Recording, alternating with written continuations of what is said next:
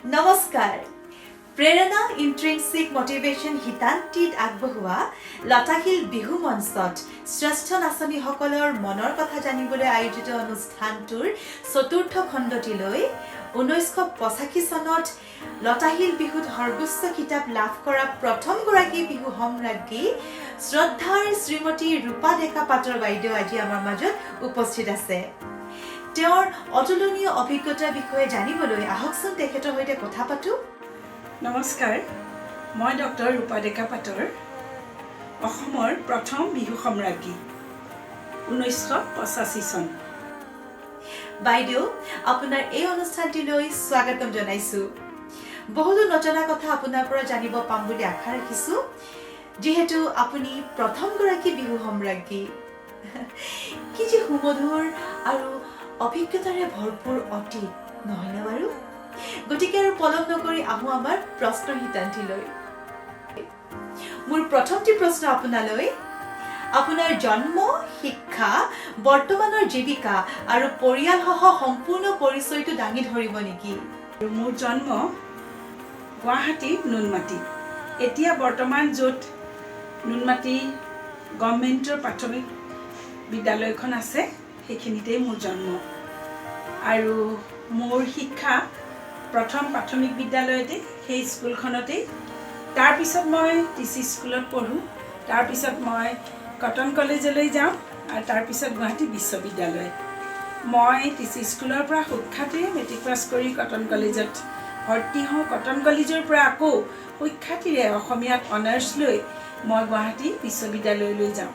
গুৱাহাটী বিশ্ববিদ্যালয়তো মই অসমীয়াত প্ৰথম শ্ৰেণী পাওঁ। তাৰপিছত মই GRE পালোঁ, যাক কওঁ আমি junior research fellowship. Junior research fellowship পাই মই আমাৰ অসমীয়া ডিপাৰ্টমেণ্টত PhDৰ কাৰণে মই ভৰ্তি হওঁ আৰু 2005ত মই ডক্টৰেট ডিগ্ৰী লাভ কৰোঁ। আৰু ডক্টৰেট ডিগ্ৰী লাভ কৰা মোৰ বিষয়টো আছিল তিৱা সমাজ আৰু সংস্কৃতিৰ এছেৰেনা, অৰ্থাৎ সংস্কৃতিৰ লগতে জড়িত হোৱা এটি বিষয় লৈ মই ডক্টৰেট ডিগ্ৰী পাওঁ।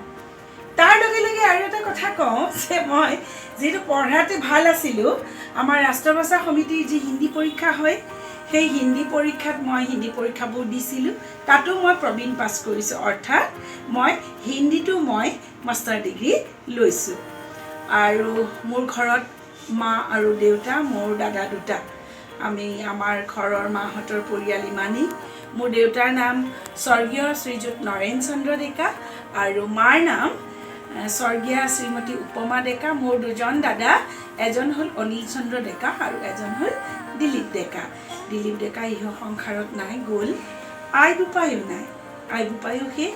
এতিয়া মোৰ তাত ভতিজা ভতিজীহঁত আছে। তাৰপিছত মোক বিয়া দিলে মোক নুনমাটিৰ মঠঘৰীয়ালৈ। তাত বিয়া হ'লোঁ। তাত মোৰ শহুৰ মা আছে, শাহু মা আছে, মোৰ পৰ্জনা আছে আৰু মোৰ স্বামীৰ নাম হ'ল শ্ৰীযুত দিলীপ শৰ্মা। আৰু তেওঁৰ লগত আমি এতিয়া থাকোঁ এটুকুৰা অন্য ঠাইত, যিটুকুৰা আপোনাৰ গোপাল নগৰ বুলি কয়, গোপাল নগৰতে থাকোঁ। আৰু মোৰ পৰিয়াল হ'ল, মোৰ নিজৰ পৰিয়াল হ'ল, মোৰ এহাল ল'ৰা ছোৱালী, মোৰ এটি ল'ৰাটিৰ নাম, ঘৰত মাতা নাম তাৰ পুতলা, আৰু আচল নামটো হ'ল শ্ৰীযুত প্ৰবীণ ডেকা পাটৰ। আৰু মোৰ এজনী ছোৱালী, আৰু ছোৱালীৰ ঘৰত মাতো তাইক মা বুলি, মাজনী, আৰু তাইৰ আচল নামটো হ'ল দেৱিকা দীপী শৰ্মা। এয়াই মোৰ পৰিয়াল। মোৰ ল'ৰা ডক্টৰ পঢ়ি আছে, মোৰ ছোৱালী ক্লাছ 7ত, আৰু মোৰ মানুহজনে মোৰ হাজবেণ্ডে ব্যৱসায় কৰে। আৰু সুখী পৰিয়াল, সৰু পৰিয়াল, আৰু এনেকৈ আমি আমাৰ সংসাৰ চলাই লৈ গৈ আছোঁ। বৰ সুন্দৰকৈ পৰিচয়খিনি দাঙি ধৰিলে, ধন্যবাদ। এতিয়া আহিছোঁ আমাৰ দ্বিতীয়টো প্ৰশ্নলৈ। আপুনি কিমান বয়সৰ পৰা বিহু নাচিবলৈ লৈছিল আৰু এই বিষয়ত কাৰোবাৰ ওচৰত প্ৰশিক্ষণ লৈছিল নেকি? আৰু এই দিশটোৰ প্ৰতি আকৰ্ষিত হৈ বিহু সম্ৰাজ্ঞীৰ সপোনটোক বাস্তৱায়িত কৰাত কাৰ ত্যাগক আৰু প্ৰেৰণাক আপুনি স্বীকৃতি দিব? মই সঁচা কথা ক'বলৈ গ'লে এখন বোলে সেই নাচনী মোৰ জীৱনৰ কাহিনী, যদি মেলো পাতনি, সেইখন এখন উপন্যাস হ'ব ঐ নাচনী। সেইখন উপন্যাস আচলতে মোৰ আয়ে, মোৰ মায়ে মোক গৰ্ভতে বিহু নাচি গাই আহিছে। কাৰণ মাৰ সপোন আছিলে যে মোৰ ছোৱালী এজনী হ'ব আৰু ছোৱালীজনীক মই বিহুৱতী কৰিম, লতাশিলৰ বিহু নাচনি কৰিম। সেইমতে মই মাৰ গৰ্ভত হ'লোঁ আৰু মায়ে মোক জন্ম দিলে। আৰু সৰুৰ পৰা মাৰ প্ৰেৰণা, মাৰ উৎসাহ, মাৰ কষ্ট, মাৰ ত্যাগ, সেই সকলোবিলাকৰ বিনিময়ত মই এটা সময়ত গৈ পেলাই মই লতাশিলৰ বিহু সম্ৰাজ্ঞী হ'লোঁগৈ। আপোনালোকক এটা কথা কৈ মোৰ ভাল লাগিব যে মই মাত্ৰ 5 বছৰহে বিহু নাচিলোঁ। বহুত একেবাৰে ধেনা বিহু নাচি নাথাকিলোঁ। মই 5 বছৰতে মই বিহু কুঁৱৰী হ'লোঁ, অসম বিহুৱতী হ'লোঁ, বিহু ৰাণী হ'লোঁ, বিহু সুন্দৰী হ'লোঁ, বিহু পাটমাদৈ হ'লোঁ, বিহু সম্ৰাজ্ঞী হ'লোঁ। গতিকে এই 5 বছৰতে বিহুৰ ক্ষেত্ৰত যিমানবিলাক কিতাপ লাভ কৰিব লাগে মই গোটেইখিনি কিতাপ মই লাভ কৰিলোঁ। ফলস্বৰূপে কি হ'ল, মোৰ আশাটো থাকি গ'ল। এই বিহু নাচৰ কিন্তু মোৰ গুৰু, আদি গুৰু মোৰ মা। মোৰ মায়ে আমাৰ যিহেতু ঘৰখন কালচাৰেল ঘৰ, মোৰ দেউতা খোলবাদক, মোৰ মা অভিনয় কৰে, মোৰ দাদাই অভিনয় কৰে, আৰু মোকতো পেটতেই জন্ম ভ্ৰূণ হওঁতেই অভিনয় শিকাইছে, নৃত্য শিকাইছে, নাট শিকাইছে। গতিকে একদম সৰুৰ পৰাই একদম নাচা। ইমান ৰসিকতাৰে কথাখিনি কোৱাৰ বাবে মোৰ লগতে কিন্তু দৰ্শকসকলেও আমোদ পোৱাটো খাটাং। যি কি নহওক, এতিয়া আহিছোঁ আমি আমাৰ তৃতীয়টি প্ৰশ্নলৈ। আপুনি সৰুৰে পৰা বিহু নাচি বিহু সম্ৰাজ্ঞী হোৱাৰ সেই দীঘলীয়া যাত্ৰা এটি চমু বিৱৰণ দাঙি ধৰিব নেকি? মোক 5 বছৰ বয়সৰ পৰাই আয়ে সত্ৰীয়া নৃত্য শিকাইছে। মোৰ গুৰু স্বৰ্গীয় ঘনকান্ত হাজৰিকাদেৱ মাজুলী সত্ৰৰ পৰা, আমোলাবাৰী সত্ৰৰ তেখেত ভকত আছিল। তেখেতে আহি আমাৰ ঘৰতে থাকি আমাক সত্ৰীয়া নৃত্য শিকাইছিল। গতিকে মোৰ বেছটো হ'ল সত্ৰীয়া নৃত্য। আৰু সত্ৰীয়া নৃত্যৰ বিভিন্ন ধৰণৰ আপোনাৰ বিশ্ববিদ্যালয়ত হওক, স্কুলত হওক, মহাবিদ্যালয়ত হওক, মই কম্পিটিশ্যন কৰি মই প্ৰথম পুৰস্কাৰ পাইছোঁ তেতিয়া সত্ৰীয়া নৃত্যত। তাৰপিছতে সেই সত্ৰীয়াটো গৈ পেলাই বিহু নাচত পৰিণত হ'ল। গতিকে মায়ে মোক বিহু নাচ শিকালে আৰু সেইমতে মই শিকি বিহু সম্ৰাজ্ঞী হ'লোঁ। আৰু বিহু সম্ৰাজ্ঞীৰ দিনাখন কিন্তু মোৰ এটা কাহিনী আছে দেই। সেই কাহিনীটো ক'লে আপোনালোকক ভাল পাব শুনি, যে মই বিহু দল আছিল মোৰ জনতা শিল্পী সংঘ, কিন্তু মোক বিহু নচোৱালে মোৰ স্বনামধন্য গুৰু নীল দত্তই।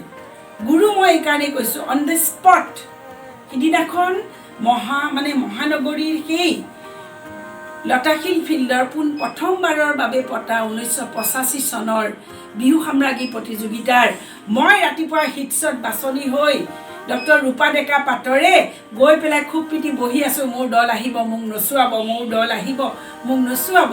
কিন্তু মোৰ দল নাহিল, মোক ঠগালে। সঁচা কথা ক'বলৈ গ'লে কান্দি আছোঁ। তেতিয়া নীল দত্ত দাদাই আহিলে, আগুৱাই আহি পেলাই ক'লে, আইঅ তই কিয় নাচিছ? মই আছোঁ নহয়, মই নচুৱাম। বিহু নাচনি এনেকৈ মঞ্চৰ পৰা ড্ৰেছ পিন্ধি উভতি যাবলৈ মই নিদিওঁ। আমি গুৰু হয়, আমি এনেকুৱা নকৰোঁ কেতিয়াও। গতিকে মই নচুৱাম। অন দ্য স্পট সেইখিনিতেই মোক নাম শিকালে। নামটো আকৌ কি আপোনালোকে বৰ ভাল পাব, সেইদিনৰ নাম। সেই কুঞ্জলতা কপৌফুল ফুলি আছে, দুনিয়া নাচনি নাচি আছে, বেয়াকৈ নকবা বেয়া পাব, চিৰদিনৰ কাৰণে নেনাচিব। এই বিহু নামটি, জোৰা নামটি অন দ্য স্পট শিকাই মোক তেখেতে ঢোলৰ বোল শিকাই সম্ৰাজ্ঞী নচোৱালে। ঈশ্বৰৰ আশীৰ্বাদ, মোৰ আই বোপাইৰ আশীৰ্বাদ, মোৰ মাৰ সাধনা আৰু ভগৱানৰ নিচিনাকৈ অহা নীল দত্তৰ সহযোগিতা, সেয়াই মহাপুৰুষ দুজনাই কৃপা কৰিলে, মা কামাখ্যাই কৃপা কৰিলে। আৰু লতাশিল ফিল্ডৰ ওচৰত থকা সেই যে গণেশ বাবা, 7 বাৰ সেৱা কৰোঁ, 1000 বাৰ সেৱা কৰোঁ, মোক কৃপা কৰিলে। মই অসমৰ প্ৰথম বিহু সম্ৰাজ্ঞী হ'লোঁ। আৰু মোক কি লাগে?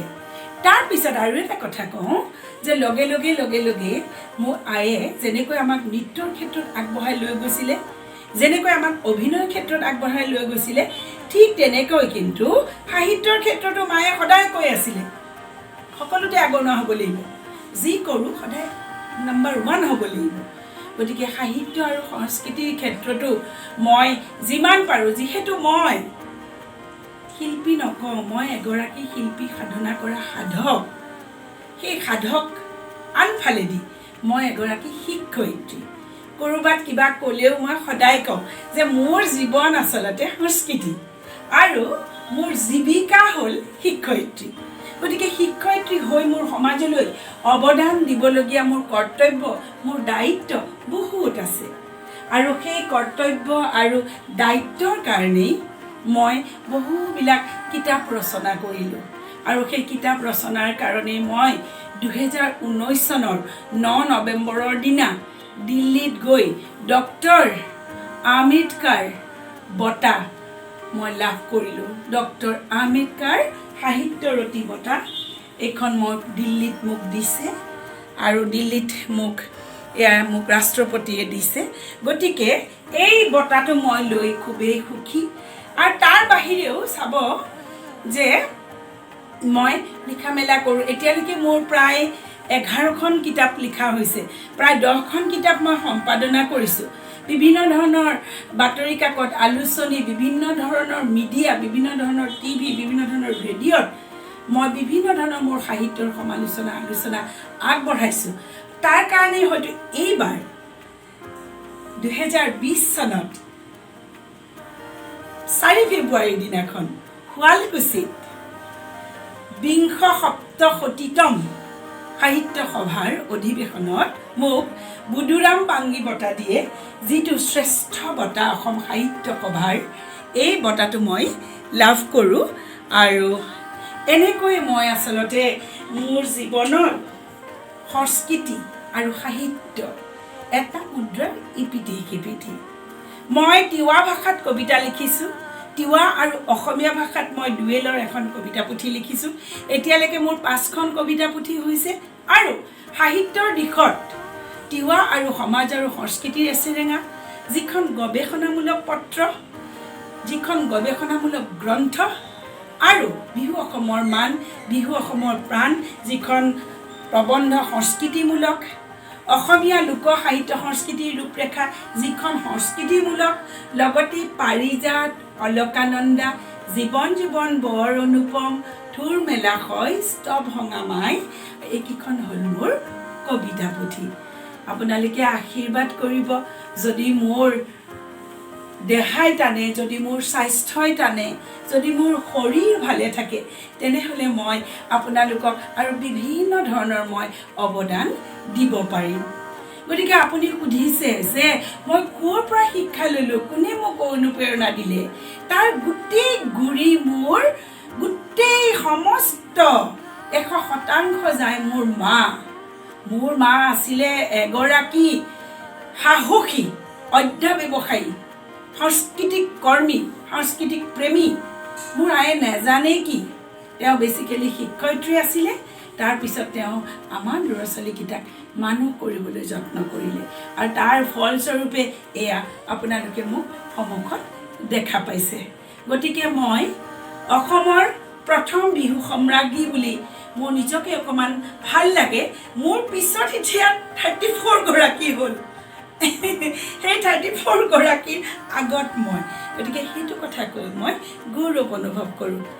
সঁচাই প্ৰত্যেকৰে জীৱনতে কোনো বিশেষ কামৰ বাবে বিশেষ ব্যক্তিৰ দ্বাৰাহে কিন্তু সম্ভৱ হয়, যিটো আপোনাৰ লগত হ'ল। এতিয়া আহিছোঁ আমাৰ 4 নম্বৰ প্ৰশ্নটিলৈ। বিহু সম্ৰাজ্ঞী খিতাপটি অৰ্জন কৰা সেই বিশেষ দিনটোৰ অনুভৱখিনি ক'ব নেকি? আচলতে চাওক যে প্ৰত্যেকগৰাকী বিহুৱতীৰে এটা মনৰ সপোন থাকে। বিহু কৰি বিহুৱতী, বিহু ৰাণী, বিহু সুন্দৰী হোৱাৰ পিছতো বিহু সম্ৰাজ্ঞীৰ খিতাপটো লাভ কৰিবলৈ প্ৰত্যেকগৰাকী বিহুৱতীৰে সেইটো সপোন। গতিকে মোৰো তাৰ সেই সপোনটোৰ বাহিৰত মই নহয়। গতিকে বিহু সম্ৰাজ্ঞী হোৱাৰ যিটো অনুভৱ, সেইটো অনন্য, সেইটো একেবাৰে ইউনিক। সেই অনুভৱটোৰ কথা আজিও যদি মনত পৰে, তেনেহ'লে মনটো একেবাৰে নষ্টালজিয়া হৈ পৰে। একদম যেন কালিৰ ঘটনা, যেন কালিহে হ'লোঁ, সেনেকুৱা যেন লাগে। ব্যস্ততা ৰাতিপুৱা হিটছ পাতে বাছনি, প্ৰায় 48 বিহু নাচনি, সেই বিহু নাচনিৰ পৰা বাছি বাছি বাছি বাছি বাছি বাছি সন্ধিয়ালৈ কেইগৰাকীমান হিটছত ৰাখিছে আমি সেইবোৰো নাজানো কি ৰাখে কি নাৰাখে হিটছত তাৰপিছতে সন্ধিয়ালৈ গৈ খবৰ লৈছোঁ যে য়েছ হিটছত ছিলেক্ট হৈছোঁ কম্পিটিশ্যন নাচিব পাৰিম সম্ৰাগী তাৰপিছত সম্ৰাগী কম্পিটিশ্যন নাচিলোঁ আৰু মই আগতেইতো ক'লোঁ যে সিদিনাখন মোৰ অকণমান কিবা ষ্টাৰটো প্ৰথমতে বেয়া আছিল নেকি ভয় খুৱাইছিল নেকি যে মোৰ নিজৰ দলটো গৈ নাপালেগৈ কেনেকুৱা উৎকণ্ঠা আই বোপাই ৰৈ আছে কিমান যে মানে গণেশ মন্দিৰত যে কিমান সেৱা কৰিছোঁ তাৰপিছতে যেনিবা আহিলে নীলদত্ত দা তেওঁ মোক নচোৱালে কি অনন্য অনুভৱ কেনেকুৱা ধৰণৰ আনন্দ ফূৰ্তি সেই ৰাতিটো লতাশিল ফিল্ডৰ পৰা মোৰ ঘৰ নুনমাটিলৈকে খোজ কাঢ়ি কাঢ়ি ঢুলিয়াই তালিয়াই পেপৈয়ে নাচি নাচি নাচি নাচি নাচি নাচি ৰাতিপুৱা ঘৰ পাইছোঁহি ৰাতিপুৱা আই বোপাই আকৌ মাংস মাছ খানা দানা বনাই গোটেই ওচৰ চুবুৰীয়া মানুহ ইমান এটা ডাঙৰ তাৰমানে চেলেঞ্জ জিকি আহিছোঁ গতিকে সেইটো কম ডাঙৰ কথা নহয় মোৰ ঘৰখনৰ লগতে মোৰ ওচৰ চুবুৰীয়া মোৰ গাঁওখন মই গৌৰৱ কঢ়িয়াই আনিছোঁ গোটেই গাঁৱৰ মানুহে মোৰ দেউতাক মোৰ মাক কৈছিল নৰেন উপমা বৰ মানে লক্ষী ছোৱালী জন্ম দিলা ইমান তাৰমানে এনেকুৱা ধৰণৰ গৌৰৱ অৰ্জন কৰাইছে মাক বাপেক হোৱাৰ একদম কি ক'ম আৰু এনেকুৱা এটা অনন্য অনুভৱ কিন্তু তাৰ আগত আকৌ এটা কথা দেই বিহু নাচলে মানে কি আৰু কয় আৰু বিহু নাচিছে বিহু নাচৰ ছোৱালী ক'তনো পঢ়া শুনাত ভাল হ'ব ক'তনো কি হ'ব কেনেকৈনো পাব মাক মানে কৈছিলে ডেকানি তুমি কি কৰিব বিচাৰিছা ছোৱালীজনী কেৱল বিহু নাচাই থাকা ভাল ধাৰণা এটা নাছিল কিন্তু মোৰ আই আৰু বোপায়ে সেই ধাৰণাক তাৰমানে কেতিয়াও প্ৰশ্ৰয় দিয়া নাছিল আৰু যাৰ কাৰণে তাৰমানে সেই দিনটোৰ কথা অনুভৱ কৰিলে আজিও গা শিয়ৰি উঠে কোনো ক্ষেত্ৰতে কেতিয়াও মই নিজকে সৌভাগ্যৱান বুলি ভাবিছোঁ যে সেইখন ঘৰত মই জন্মগ্ৰহণ কৰিছোঁ মোৰ আই বোপাই বৰ প্ৰগতিশীল মনৰ লোক আছিল মোৰ ঘৰখন এতিয়াও তাৰমানে এতিয়া যিটো যুগ তাতকৈ আৰু বহুত আগৰ যুগ ক'তো আমাৰ বাধা নাই খালি আমাক ছাপোৰ্ট কৰিছিল গতিকে সেই বিহু নাচৰ দিনটো মোৰ কাৰণে এক সুন্দৰ অনুভৱ এই চেগতে মই যাৰ কাৰণে আচলতে অকলে কিন্তু বিহু সম্ৰাজ্ঞী হ'ব নোৱাৰি দেই ঢুলীয়া লাগিব পেপৈ লাগিব তালিয়া লাগিব নামতি লাগিব সেইসকলৰ সহযোগতহে এক পূৰ্ণাংগ ৰূপ পায় আৰু সেইসকলে ইমান ধুনীয়া সহযোগ কৰিলে সেইসকলক মই এইখিনিতে একদম শ্ৰদ্ধাৰে সুঁৱৰিছোঁ সেইসকলৰ কাৰণে আজিও বিহু সম্ৰাজ্ঞী হৈ জিলিকি আছোঁ অতি সঁচাই মধুৰ এয়া আপোনাৰ কথাখিনিৰ পৰাই প্ৰতিফলিত হৈছে এতিয়া আহিছোঁ আমাৰ 5 নম্বৰ প্ৰশ্নটিলৈ যিহেতু প্ৰত্যেকগৰাকী নাচনীৰে বিহু সম্ৰাজ্ঞী হোৱাৰ সপোন দেখে গতিকে আপোনাৰ নিজস্ব অভিজ্ঞতাৰ পৰা নৱপ্ৰজন্মসকলক কিদৰে আগুৱাই আহিবলৈ উৎসাহ তথা প্ৰেৰণা আগবঢ়াব বিহু নাচি নাচি এই সম্ৰাজ্ঞীয়ে চাওক এয়া মই কটনত পঢ়িছোঁ মোৰ শিক্ষা ভাল মোৰ দীক্ষা ভাল মই এতিয়া টিচাৰ হৈছোঁ মই এতিয়া এছ'চিয়েট প্ৰফেচাৰ গুৱাহাটী কমাৰ্চ কলেজৰ অসমীয়া বিভাগৰ মুৰব্বী অধ্যাপিকা ডক্টৰ ৰূপা ডেকা পাটৰ আৰু মই সমাজলৈ অৱদান আগবঢ়াইছোঁ ল'ৰা ছোৱালীক বিভিন্ন ধৰণৰ জ্ঞান বিভিন্ন ধৰণৰ মই শিক্ষা দিছোঁ সমাজত মই দিছোঁ কাৰণে সমাজে মোক স্বীকৃতি দিছে এয়া চাওক সৃষ্টি পদাতিক কবিতাৰ মহাসন্মিলন এয়া ডক্টৰ আম্বেদকাৰৰ এয়া চাওক ডক্টৰ আম্বেদকাৰ এয়া সাহিত্য সভা অসম সাহিত্য সভা নুনমাটি সাহিত্য সভা নুনমাটি বিহু সন্মিলন আৰু আনফালেদি মালিগাঁও সাহিত্য সভা মালিগাঁও বিহু সন্মিলন নগাঁও সাহিত্য সভা নগাঁও বিহু সন্মিলন যোৰহাটৰ সাহিত্য সভা যোৰহাট বিহু সন্মিলন নগাঁৱৰ ছাত্ৰ সন্থা সদৌ অসম ছাত্ৰ সন্থা সদৌ গুৱাহাটী ছাত্ৰ সন্থা কোনে মোক সন্মান দিয়া নাই আৰু অৱদান ভগৱানে নকৰক এতিয়ালৈকে যিমান পাৰোঁ এই দেহত তেজ থাকে মানুহলৈ সমাজখনক আগবঢ়াই নিবলৈ চেষ্টা কৰিম কণ কণ ল'ৰা ছোৱালীক বিভিন্ন ধৰণৰ অসমৰ সংস্কৃতিকৰ জ্ঞান দিবলৈ যত্ন কৰিম অসমীয়া পৰম্পৰা, অসমীয়া কৃষ্টি, অসমীয়া আচাৰ অনুষ্ঠান, ভাষা, গীত, মাত, ৰহন, ধৰণ, কৰণ, জীৱন ধাৰণৰ প্ৰণালী, গীত, মাত, যিমানখিনি পাৰোঁ নাচ তেওঁলোকক দিবলৈ যত্ন কৰি আছোঁ। সেইকাৰণে মই চাওক কৰ্মশালা পাতিছোঁ। মই বিভিন্ন ধৰণৰ অনুষ্ঠানলৈ গৈ মই বিভিন্ন ধৰণৰ বক্তৃতা দিছোঁ। ল'ৰা ছোৱালীক মই মানসিকভাৱে সবল কৰিবলৈ যত্ন কৰিছোঁ। আৰু প্ৰত্যেক বছৰেই মোৰ ঘৰত, মোৰ চোতালত, একেবাৰে সৌ বিশ্বনাথ চাৰিআলি, তেজপুৰ, শিৱসাগৰ, যোৰহাট, ধেমাজি, তাৰ পৰা বিভিন্ন ধৰণৰ ছোৱালীবোৰ আহে, বিহুৱতীবোৰ আহে নাচ শিকিবলৈ, নাম শিকিবলৈ, কেনেকৈ পাৰফৰ্মেঞ্চ কৰিব লাগে, প্ৰদৰ্শন কেনেকৈ কৰিব লাগে। কিন্তু সেই তেতিয়াৰ বিহু আৰু এতিয়াৰ বিহু পাৰ্থক্য হৈছে যে তেতিয়া গছৰ তলৰ বিহু, নদীৰ পাৰৰ বিহু আমাক আইহঁতেহে কোৱা শুনিছোঁ। আমিওতো মঞ্চতে বিহু নাচিছোঁ, হয়নে নহয়? গতিকে মঞ্চত কেনেকৈ ওলাব লাগিব, কেনেকৈ সোমাব লাগিব, কেনেকৈ কভাৰ কৰিব লাগিব, মানুহখিনি কেনেকৈ আপ্যায়িত কৰিব লাগিব, সুৰ কেনেকৈ টানিব লাগিব, প্ৰশ্নৰ উত্তৰ কেনেকৈ দিব লাগিব, সেই গোটেইবিলাক শিকাই আছোঁ, শিকাই থাকিম। আৰু এনেকৈয়ে মোৰ সাংস্কৃতিকৰ যিটো ধাৰা, বিহু সম্ৰাজ্ঞী, অভিনেত্ৰী, সত্ৰীয়া নৃত্যৰ নৃত্যপটীয়সী হিচাপে সমাজখনলৈ মোৰ যিটো দায়িত্ব আছে সেইটো মই শিকাম।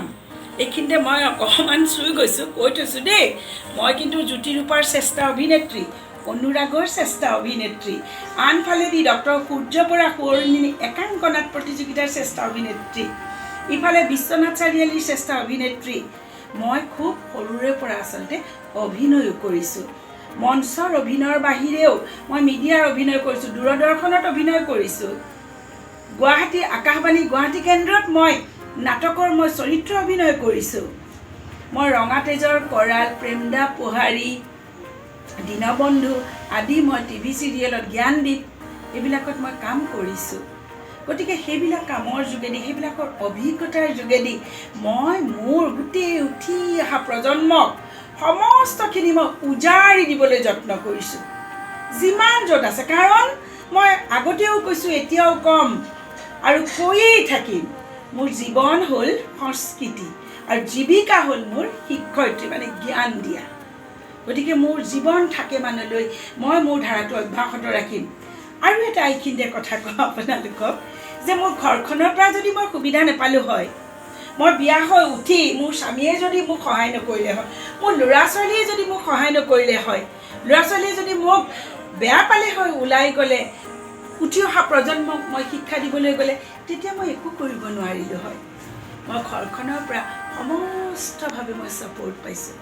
আৰু সেইকাৰণে হয়তো আপোনালোকলৈ, এই উঠি অহা প্ৰজন্মলৈ মোৰ জনাৰ যিখিনি জ্ঞান সেইখিনি মই দিবলৈ যত্ন কৰিছোঁ আৰু দি থাকিম। আৰু এনেধৰণে আচলতে মই গোটেই সমাজখনলৈ মোৰ নিজৰ যিখিনি দায়িত্ব সেইখিনি মই দি আছোঁ আৰু পালন মই কৰিও থাকিম। কাৰণ মোৰ ইয়াৰ দায়িত্ব, এইটো মোৰ নৈতিক, তাৰমানে এইটো দায়িত্ব যে মই কি শিকিলোঁ, কি দিলোঁ। মোক ৰাইজে ইমান দিলে, মান দিলে, সন্মান দিলে, নাম দিলে, জীৱিকা দিলে, স্থান দিলে। মইতো একো নহয়, কিন্তু মোক কৰ্মৰ কাৰণে দিলে ৰাইজে। গতিকে ৰাইজৰ প্ৰতিও মোৰ দায়িত্ব আছে আৰু সেই দায়িত্ব মই শিক্ষয়িত্ৰী হিচাপে পালন কৰি গৈছোঁ। সেই দায়িত্ব মই এগৰাকী নৃত্য পটীয়সী হিচাপে পালন কৰি গৈছোঁ, এগৰাকী মই অভিনেত্ৰী হিচাপে পালন কৰি গৈছোঁ। আৰু এটা কথা কওঁ, চাব, এই যে কিতাপ পত্ৰবিলাক লিখিছোঁ, মই চাওক ৰাতিপুৱা 5 বজাতে উঠি দৌৰা দুপৰাকৈ ঘৰৰ কাম কৰি, নিজৰ ডিউটি কৰি, মোৰ স্বামীক শুশ্ৰূষা, ল'ৰা ছোৱালীক শুশ্ৰূষা কৰাৰ বাহিৰেও মই লিখা মেলাত ব্যস্ত হৈ থাকোঁ। এই লিখা মেলাত মোৰ ল'ৰা, মোৰ ছোৱালীয়ে যদি মোক সহায় নকৰিলে হয়, মই কেতিয়াও আগবাঢ়িব নোৱাৰোঁ। এই চেগতে মোৰ ল'ৰা, মোৰ পুতলালৈ মই মৰমৰ চুমা দিছোঁ। এই চেগতে মোৰ মাজনীলৈ মই চুমা দিছোঁ। কাৰণ মোৰ মাজনীয়ে মই লিখি থাকিলে তাইৰ ডিক্টেশ্যন, তাই কৈ থাকোঁ, তাই লিখি থাকে। বহুত মোক লিখা মেলাটো সহায় কৰিছে আৰু মোৰ ভতিজাকেইটাৰো মই নাম ল'ব লাগিব ৰাজা চুমি চিকু তাহাঁতক মই কেতিয়াও পাহৰিব নোৱাৰোঁ কাৰণ তাহাঁতৰ কাৰণে আচলতে এই পেহী এই ডক্টৰ ৰূপা ডেকা পাত্ৰ এইখিনি স্থান পাইছোঁ আৰু আপোনালোকক কিবা দিবলৈ মই যত্ন কৰিছোঁ। অতুলনীয় বাইদেউ, সমাজলৈ আগবঢ়োৱা আপোনাৰ এই অৱদানসমূহ সঁচাকৈ শলাগিবলগীয়া। তাৰ বাবে আপোনালৈ জনাইছোঁ অশেষ ধন্যবাদ। তেন্তে আহোঁ 6 নম্বৰ প্ৰশ্নটিলৈ। বিহু সম্ৰাজ্ঞী খিতাপটি অৰ্জন কৰা পাছৰে পৰা বৰ্তমানলৈকে আপুনি কলা সংস্কৃতিৰ চৰ্চা অব্যাহত ৰাখিছেনে? যদি ৰাখিছে কেনেকৈ কলা সংস্কৃতিক আগুৱাই নিছে আৰু যদি নাই ৰখা তেন্তে কিয়? আচলতে মই কৈছোঁৱেই যে মই তিনিমূৰীয়া বুঢ়ী হোৱালৈকে মই বিহু নেৰোঁ। বিহুৰ জগতখনত মই থাকিমেই আৰু বিহু কৰিমেই। উঠি অহা প্ৰজন্মক আমাৰ অসমীয়াৰ বিহুৰ সংস্কৃতি কৃষ্টি পৰম্পৰা এই সকলোবিলাক শিকাবলৈ যত্ন কৰিছোঁ। এই সকলোবিলাক ধৰি যে ৰাখিব লাগিব, জৰি থাকিলেহে যে মান থাকিব, সেইখিনি কথা শিকাবলৈ যত্ন কৰিছোঁ। প্ৰত্যেক বছৰে বিহুৰ কৰ্মশালা পাতোঁ, কৰ্মশালালৈ ৰিচাৰ্চ পাৰ্চন হৈ যাওঁ আৰু বিভিন্ন ধৰণৰ অনুষ্ঠান প্ৰতিষ্ঠানত এই সকলোবিলাকৰে জ্ঞান দিবলৈ যত্ন কৰিছোঁ। মই আগতেও কৈছোঁ, লুইত থাকে মানে ব্ৰহ্মপুত্ৰ থাকে মানে আমাৰ সংস্কৃতি জীয়াই থাকিব আৰু আমাৰ সংস্কৃতি জীয়াই থকালৈকে আমাৰ বিহু জাতীয় উৎসৱ সদায় জীয়াই থাকিব, নহয়নে? নে কি কোৱা? এয়া খুবেই গুৰুত্বপূৰ্ণ বাৰ্তা প্ৰেৰণ কৰিছে। নৱপ্ৰজন্মসকল ইয়াৰ পৰা নিশ্চয়কৈ উপকৃত হ'ব। আমাৰ 7 নম্বৰ প্ৰশ্নটি হৈছে, এগৰাকী নাচনী হিচাপে নিজৰ কলা সংস্কৃতি শুদ্ধকৈ জীয়াই ৰাখিবলৈ হ'লে কি কৰা উচিত বা অনুচিত বুলি আপুনি ভাবে? চাওক, এটা কথা একেবাৰে জলপট যে সময় পৰিৱৰ্তনশীল। সময় পৰিৱৰ্তন হৈছে, পৰিৱেশৰ পৰিৱৰ্তন হৈছে। আগতে আমাৰ অসমৰ মানুহৰ 70% মানুহে আছিল কৃষিজীৱী আৰু এতিয়া মানুহৰ কৃষিজীৱীৰ বাহিৰেও কৰ্মমুখী হৈছে, নগৰমুখী হৈছে। গতিকে সময় আৰু পৰিৱেশে সকলো মানুহকে পৰিৱৰ্তন কৰায়। আজিকালি মানুহে কৃষি নিবৃত্তিটো, কৃষিত বৃত্তিটো কমি গৈছে, কৃষি কৰ্ম কমি গৈছে, ভূমি কমি গৈছে।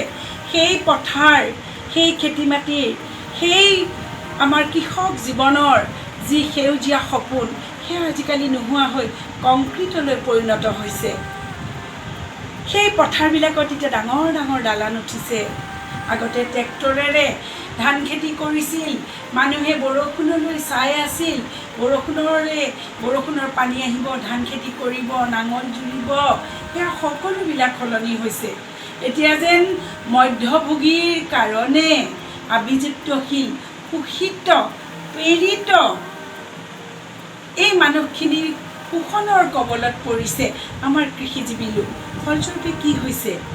সেই কৃষি নাই, সেই দিনো নাই, ভূমিও নাই, নৈ জান-জুৰিও শুকাবলৈ ধৰিছে, বননিও শুকাবলৈ ধৰিছে। সকলোতে যেন কিবা এটা কৃত্ৰিমতা হৈছে। ফলস্বৰূপে সময়, মই সেইকাৰণেই কৈছোঁ যে সময়ৰ লগে লগে, পৰিৱেশৰ লগে লগে সকলোবিলাক সলনি হৈছে। সংস্কৃতিও সলনি হোৱাটো আমি মানি ল'ব লাগিব, কাৰণ যদি আমি মানি নলওঁ তেনেহ'লে আমাৰ পূৰ্বজৰ সংস্কৃতি আমি ধৰি ৰাখিব নোৱাৰোঁ।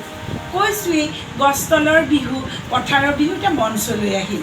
মঞ্চত অহাৰ লগে লগে তাত আমাৰ আগতে পেপাৰ মাত শুনিলে, ঢোলৰ মাত শুনিলে একেবাৰে যঁতৰত কাটি থকা সূতা এৰি যোনে যেনেকৈ আছে দৌৰলৈ নাচিবলৈ। আজিকালিতো সেইটো নহ'ব।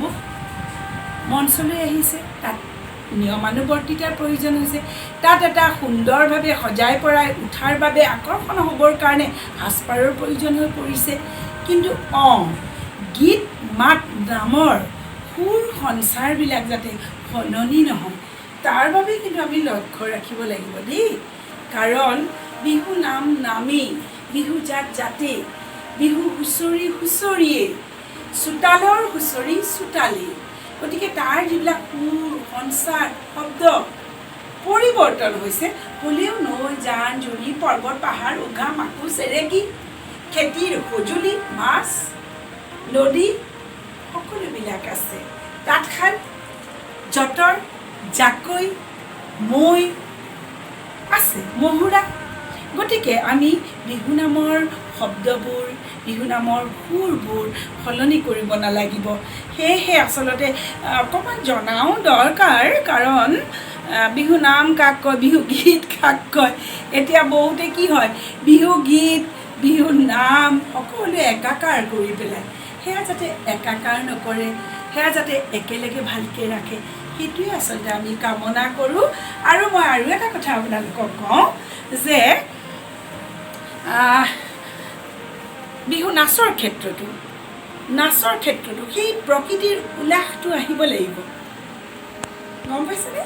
সেই প্ৰকৃতিৰ উল্লাসটো আহিব লাগিব, সেই মেঘৰ গেৰেজনীৰ সেই ভয়টো আহিব লাগিব, ইয়াত বুকুত হিয়াত সেই সুৰটো বাজিব লাগিব। বিহু অসমৰ প্ৰাণ, বিহু অসমৰ মান, বিহু তেজত, শিৰাত, হৃদয়ৰ স্পন্দন হ'ব লাগিব। তেতিয়াহে আমি আচলতে এটা শুদ্ধ ৰূপত বিহু থৈ যাব পাৰোঁ। এতিয়া আজিকালি নানামুনি নানামত সকলোৱেই বিহু বিশেষজ্ঞ, সকলোৱে বিহুৰ এক্সপাৰ্ট। কিন্তু চাওক, বিহু অভিজ্ঞতাৰে পুষ্ট হোৱা আৰু বিহুৰ গ্ৰন্থ পঢ়ি শুনি লিখি বুজি জানা, এই দুটা মিক্সৰ যিটো জ্ঞান, সেইটো জ্ঞান খুব দৰকাৰ। আৰু যিবিলাকে অভিজ্ঞতা পুষ্ট ব্যক্তি আছে, তেওঁলোকৰ পৰা আমি আহৰণ কৰিব লাগে, তেওঁলোকৰ পৰা আমি শিকিব লাগে। কিন্তু আজিকালি এটা চাম আছে জানেনে, যে উফাই ডাঙৰ, তেওঁলোকেই চব জানে। গতিকে সেইটো বস্তু হ'লে একেবাৰে বেয়া হ'ব। আৰু অহংকাৰেই অধপতনৰ মূল কাৰণ। অহংকাৰ হ'ব নালাগিব। আপুনি সকলোকে বিলাই যাওক, যিমানখিনি জানে, যিমানেই বিলাই দিবা সিমানেই মহান হ'বা, যিমানেই বিলাই দিবা সিমানেই মহান হ'বা। অহংভাৱ কেতিয়াও নাৰাখিবা। এইখিনিকে কৈছোঁ। আপোনালোকৰ মই উত্তৰ কামনা কৰিছোঁ। আৰু বহুত ক'বলগীয়া থাকিল, বহুত ক'বলগীয়া আছে, পিছে পৰে সময় হ'লেও কম। বিহু সংস্কৃতি জীয়াই থাকক, অসমৰ মান জীয়াই থাকক, অসমৰ প্ৰাণ জীয়াই থাকক, এই মোৰ কামনা, এই মোৰ কামনা। ব্ৰহ্মাই আদি কৰি জীৱ জগত, ৰাম ৰাম ৰাম ৰাম ৰাম কৃষ্ণ প্ৰভু। ধন্যবাদ। হয় বাইদেউ, নিজৰ সংস্কৃতিও হৈছে চিনাকি, আৰু এই যি চিনাকি, সেয়াই হৈছে আমাৰ অস্তিত্ব। এইবাৰৰ প্ৰশ্নটি হৈছে, আপোনাৰ পচন্দ অনুসৰি এফাকি বিহু নাম বা এপাক নাচি দেখুৱাব নেকি? আচলতে চাওক, যোৱা 5 বছৰমানৰ আগলৈকে আমাৰ যিখিনি উঠি অহা প্ৰজন্মৰ ল'ৰা ছোৱালী আছিল, তেওঁলোকে তাৰমানে অসমীয়া ভাষা, কৃষ্টি, সাজপাৰ, খাদ্য এইবোৰ মানে খুব এটা ভাল পোৱা নাছিলে। কিবা এটা তাৰ যিটো মানে, তাৰ যিটো অৰ্থ, তাৰ যিটো গুণ, সেইটো বুজি পোৱা নাছিল। কিন্তু এতিয়া শুভ সময় আহিল, এতিয়া কিবা এটা ভাল সময় আহিল। এই সময়টোত কিন্তু এতিয়া আমাৰ প্ৰজন্মখিনিয়ে বুজি পাইছে যে আমি কি, আমাৰ জাতিটো কি, আমাৰ সংস্কৃতি কি, আমাৰ ভাষা কি, আমাৰ খাদ্য কি, আমাৰ পৰম্পৰা কি। গতিকে এই প্ৰজন্ম এতিয়া নিজক লৈ, নিজৰ জাতীয় সত্তাক লৈ, নিজৰ কৃষ্টিক লৈ, নিজৰ সংস্কৃতিক লৈ ইমানেই এতিয়া তাৰমানে দায়বদ্ধতা হৈছে যে তেওঁলোকে ভাবিছে যে আমি যদি আমাৰ কৃষ্টি, আমাৰ সভ্যতা, আমাৰ জাতিক জীয়াই নাৰাখোঁ, কোনে ৰাখিব? সেইটো শুভ লক্ষণ। বহুদিন আগলৈকে চব যেন মানে বিসংগতি দেখা গৈছিল, অপসংস্কৃতিয়ে দেখা দিছিল। কিন্তু এতিয়া কিন্তু আৰু সেই অপসংস্কৃতি নাই।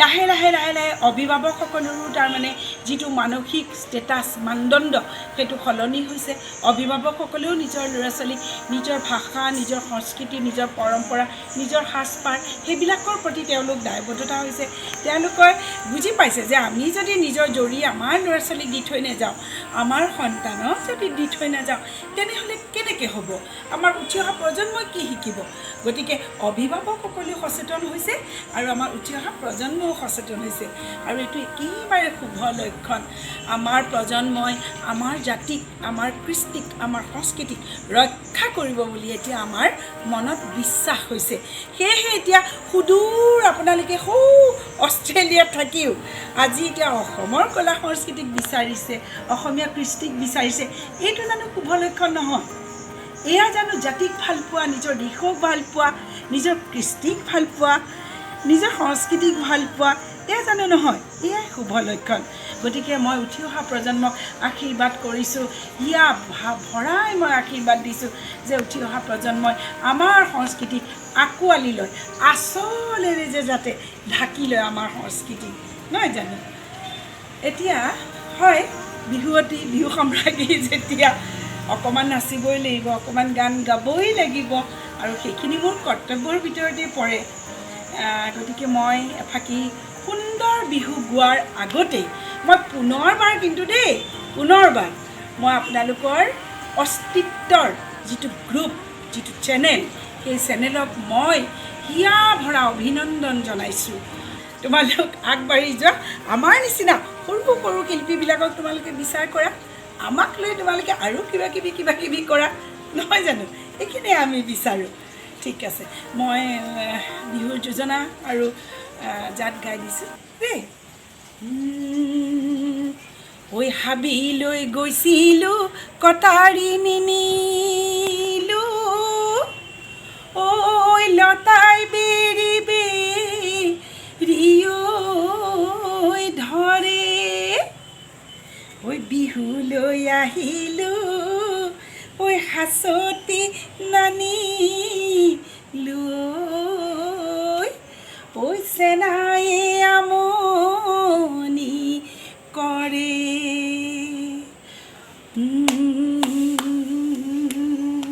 ঐ বকুল বৰা ধানৰ চেনাই চিৰাহানো খুন্দিছিলোঁ চেনাই চিৰাহানো খুন্দিছিলোঁ ঐ চেনাই মহৰে ঐ মহঙা দৈ ঐ এই হেন বতৰত চেনাই তুমি যে ঐ নহ'লে ঐ চেনাই তুমি যে ঐ নহ'লে ঐ চেনাই অৰে জীৱন পাতলৈ চালোঁ চাক চাক গ্ৰুমু চাক গ্ৰুমু চাক গ্ৰুমু চাক চাক চাক চাক আৰু এটি মই যোজনা গাইছোঁ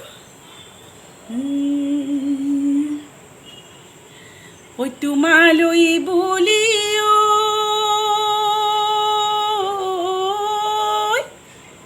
ঐ চেনাই ঐ নিশা নাহে টোপনি ঐ চেনাই ঐ উজাগৰি বিহুৱা ৰাতি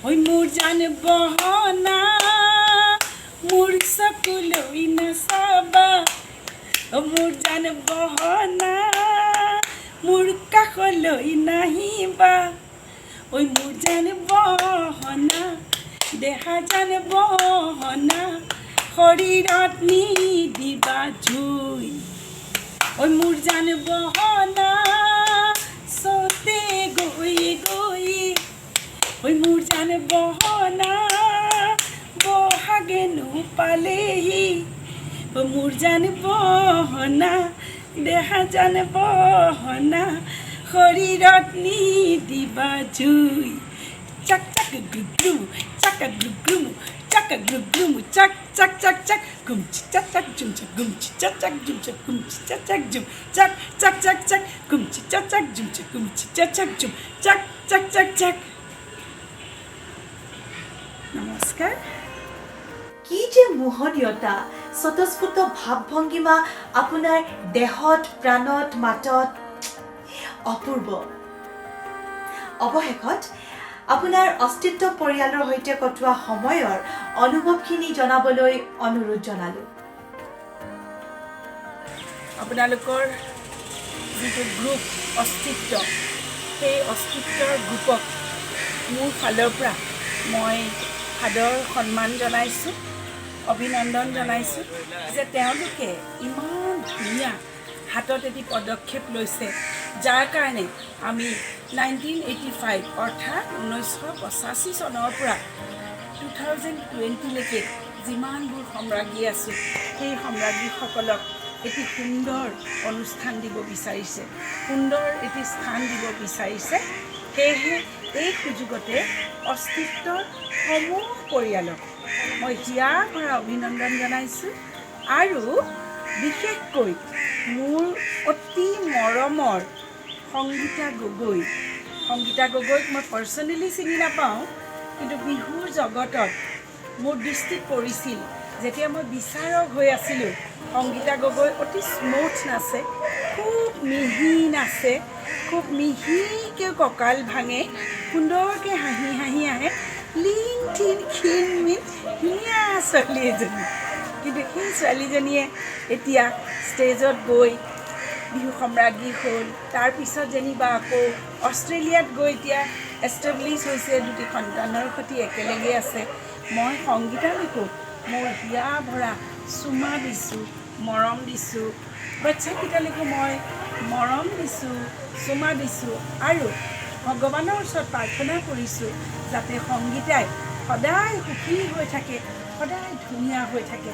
এই চেগতে পুনৰবাৰ মই অস্তিত্বৰ পৰিয়াললৈ মোৰ হিয়া ভৰা অভিনন্দন যাচিছোঁ আৰু আশীৰ্বাদ কৰিছোঁ যাতে তেওঁলোকে সুন্দৰকৈ আগবাঢ়ি অনুষ্ঠানটিত গৈ থাকে।